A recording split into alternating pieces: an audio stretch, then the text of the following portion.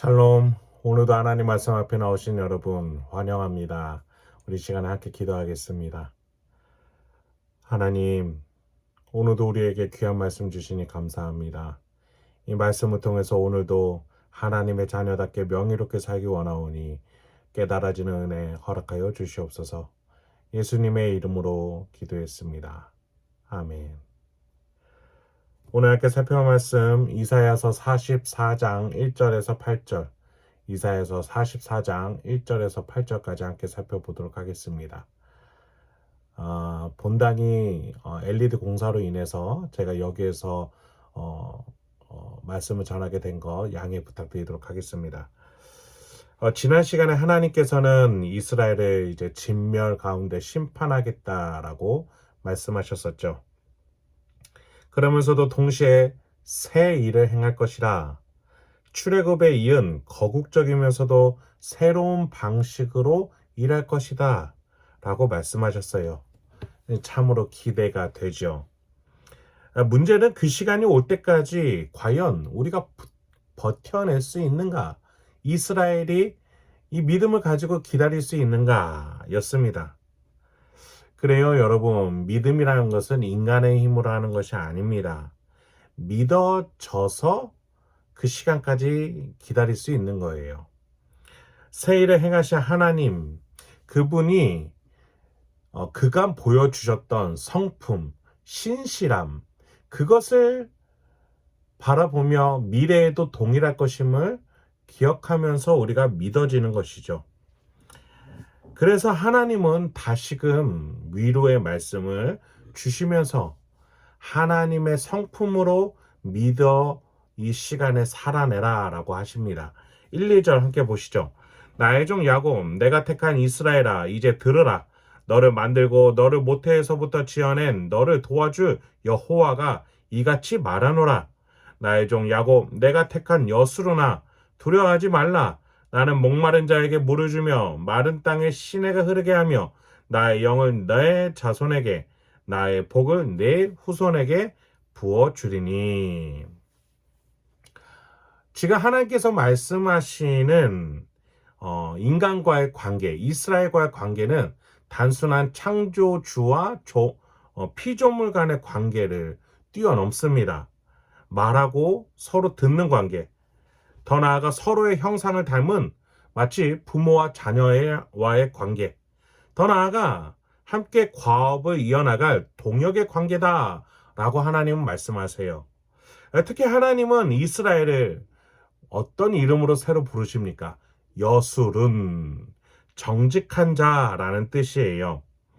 그런데 1절에서 하나님은 이스라엘을 야곱이다라고도 부르시기도 합니다.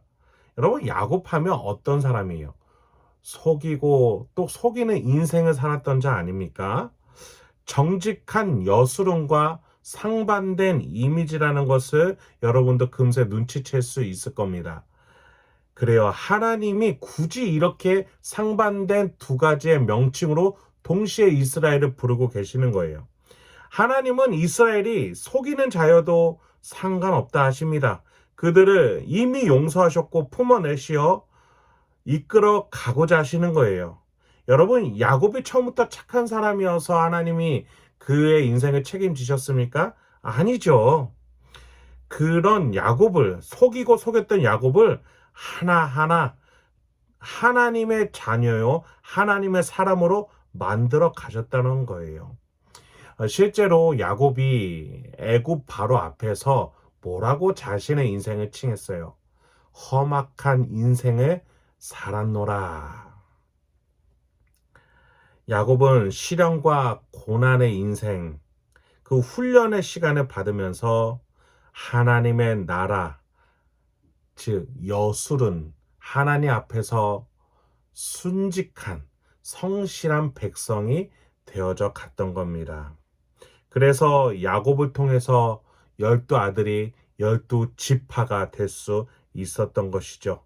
더 나아가 출애굽기 말미에 야곱이 12아들에게 어떻게 지파가 되어 하나님의 나라를 이룰 것인지 축복했던 장을 우리는 잘 기억을 합니다.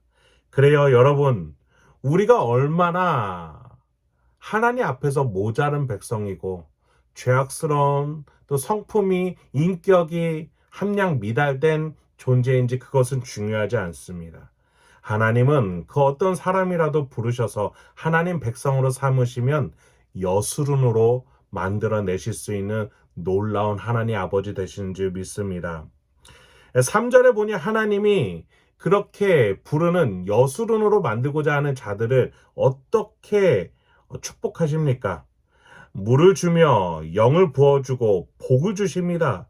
필요한 것들을, 영혼이 갈급하면 부어줄 것들을, 인생에 필요한 복들을 허락하고자 하세요. 야곱에서 여수run이 된 자의 인생을 4절부터 하나님께서 말씀해 주시는데 제가 쉬운 번역으로 한번 읽어봐 드리겠습니다. 한번 잘 들어보시기 바랍니다. 그들은 무성하게 자라는 풀이나 시냇가의 버들처럼 번성할 것이다. 어떤 사람은 나의 여호와의 백성이다 하고 자랑스럽게 말할 것이며 또 어떤 사람은 야곱의 이름을 부르고 또 다른 사람은 여호와의 백성이라는 말을 자기 팔에 새기며 이스라엘이란 이름을 자랑스럽게 부를 것이다. 하나님이 보살피시니 번성하는 인생이다라고 하나님이 설명해 주세요. 더 나아가 하나님의 은혜로 된 것임을 스스로 밝히는 증인이 될 것이다 라고까지 말하게 될 것이다 라고 하나님이 설명해 주세요. 여러분, 지난 시간에 하나님은 이스라엘에게 증인이 되어줄 것을 요구하셨죠. 여러분, 증인이라는 것이요, 내가 노력해서 되는 게 아니지 않습니까? 내가 듣고 본 바가 있어야 증언을 하게 되는 것이죠. 자연스럽게 되는 겁니다. 받은 것이 없고 본 것이 없고 들은 것이 없으면 증인이 되고 싶어도 될 수가 없는 거예요. 내가 하나님께 얻은 것이 있을 때 나는 자연스럽게 증인이 되는 겁니다. 하나님이 그래서 8절에서 이렇게 말씀하세요. 너희는 두려워하지 말며 겁내지 말라. 내가 예로부터 너희에게 듣지 아니하였느냐? 알리지 아니하였느냐? 너희는 나의 증인이라. 나 외에 신이 있겠느냐? 과연 반석은 없나니 다른 신이 있음을 내가 알지 못하노라. 하나님은 그간 이스라엘에게, 우리에게 계속해서 말씀해 오셨대요. 즉, 우리는 이미 증인이라는 겁니다. 하나님이 나를 만드셨고 내 안에 십자가의 용서와 사랑을 심겨 놓으셨으며 성령 하나님께서 내 양심 가운데 그것을 깨닫게끔 말씀하고 계세요. 우리는 이미 하나님이 펼쳐놓으신 축복 가운데 살아가는 하나님의 자녀요, 하나님의 증인입니다. 그래서 두려워할 필요 없습니다. 겁낼 필요 없습니다. 내가 듣고 경험하고 본 바를 말하면 되는 겁니다. 그런데 왜 우리는 말을 못하는 걸까요? 왜 우리는 증인이 되지 못하는 겁니까? 하나님을 경험한 것보다 다른 것이 더 우선인 건 아닌지, 하나님을 증언하는 것보다 세속의 기쁨이 나를 덮고 있는 것은 아닌지 우리가 돌아봐야겠습니다.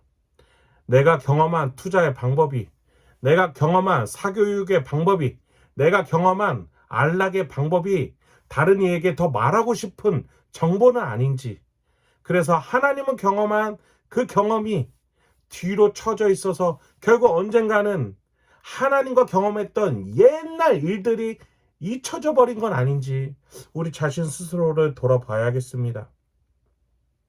그래요, 하나님이 여수run으로 하나님의 신실한 백성으로 이끌어가는 자들은 하나님의 은혜와 축복을 이미 하나하나 경험하고 그것을 말하고 싶어하고 그것을 증거하고 싶어하는 자들입니다. 그것을 말하는 데 있어서 하나님은 두려워하지 말고 겁내지 말라라고 얘기하세요. 그런 점에 있어서 신자는요, 어느 상황 속에서도 언제에도 의연한 자세를 하나님 때문에 취할 수가 있습니다. 하나님이 유일한 신이심을 경험하기 때문이죠. 돈보다 강하신 하나님, 명예보다 뛰어난 하나님, 세상의 능력보다 더 위대하신 하나님을 우리가 경험할 수 있어야 하겠습니다. 그런 점에서 하나님은 이스라엘에게 직접 당신 스스로를 다시 한번 계시하십니다. 우리가 경험해야 하는 하나님은 이런 모습이다 라고 말씀하시는 거죠. 6절부터 7절입니다. 이스라엘의 왕인 여호와, 이스라엘의 구원자인 만군의 여호와가 이같이 말하노라. 나는 처음이요 나는 마지막이라. 나 외에 다른 신이 없느니라. 내가 영원한 백성을 세운 이후로 나처럼 외치며 알리며 나에게 설명할 자가 누구냐? 있거든 될 일과 장차 올 일을 그들에게 알릴지어다. 하나님이 당당하게 말씀하시는 거예요. 나와 같이 미래의 일을 또 그것을 이끌어간 자가, 그리고 처음과 마지막을 말할 수 있는 자가 과연 있느냐? 있다면 데리고 와 보라는 것이죠. 여러분, 성경에서 성부 하나님이 이 세상을 어떻게 만드셨고 그 만드신 약속을 마지막에 어떻게 이루고자 하시는지 너무나도 잘 설명되어져 있어요. 그 창조 경륜 속에서 십자가가 위치한 그 구속의 대속의 원리는 그 정점에서 흐르고 있습니다. 그 가운데 우리를 고와 같이 두지 아니하시고 성령 하나님께서 우리 가운데 어떻게 내주하셔서 어떤 과정 속에서 우리를 깨닫게 하시는지 성경은 너무나 자세하게 말해주고 있다는 것이죠. 여러분, 그런 점에 있어서 우리가 이 성경을 벗어나서 하나님, 내가 하나님을 알고 싶은데 내가 도저히 알 수 없습니다 라고 말할 수 있는 핑계는 우리에게 허용되지가 않습니다. 말씀을 마치겠습니다. 여러분, 제가 말씀드린 것처럼 하나님의 놀라운 준비된 것들이 내 인생 가운데 흐르고 있습니다. 우리의 인생을 뒤돌아보기 원합니다. 나의 선택과 판단으로는 도저히 지금 이 자리에 앉아 있을 수가 없습니다. 분명히 내 뒤에 더 큰 손이 일하고 계셨어요. 성부 하나님의 놀라운 섭리가 흐르고 있었던 것이죠. 그 가운데 나의 죄책감과 나의 죄책과 나의 잘못들을 누군가 용서해 주지 않았다면 내가 이렇게 온전한 정신으로 살아갈 수 없습니다. 우리 하나님이 예수 그리스도의 십자가를 통해서 우리를 용서해 주신 것이 아니겠습니까? 더 나아가 오늘도 성령 하나님께서 나를 일깨워 주시니 오늘도 내가 말씀을 묵상하며 말씀을 붙들고 오늘도 좌우로 흔들리지 않고 하루하루 한 발걸음 한 발걸음 성숙하게 의연하게 살아갈 수 있도록 돕고 계시다는 사실을 잊지 마시기 바랍니다.